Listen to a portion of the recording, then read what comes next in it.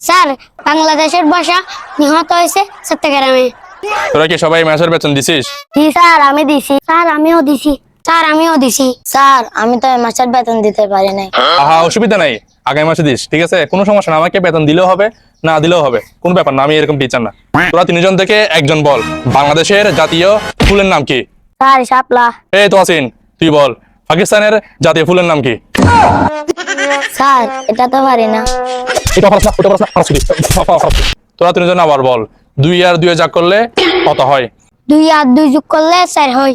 এই তো আসিন, তুই বল এবার, 10 আর 50 গুণ করলে কত হয়? তোরা তিনজনের মধ্যে 2 জন বল, বাংলাদেশের ভাষা আহত হয়েছে কোথায় আর নিহত হয়েছে কোথায়? স্যার বাংলাদেশের ভাষা আহত হয়েছে সিলেটে।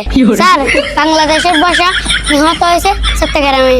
এই তো আসিন, তুই বল, চট্টগ্রাম ভাষায় একটা প্রবাদ আছে, নাসিন না জানালি উড়ন বেখা, এটার অর্থ কি বলে, মানে এটা অর্থ হাতে লিখে দে। স্যার আয় কেন না বাড়ির আয় অনার কালি বেতন নিয়েছো আর নামার জন্য বেতন নিয়েছো না কালি।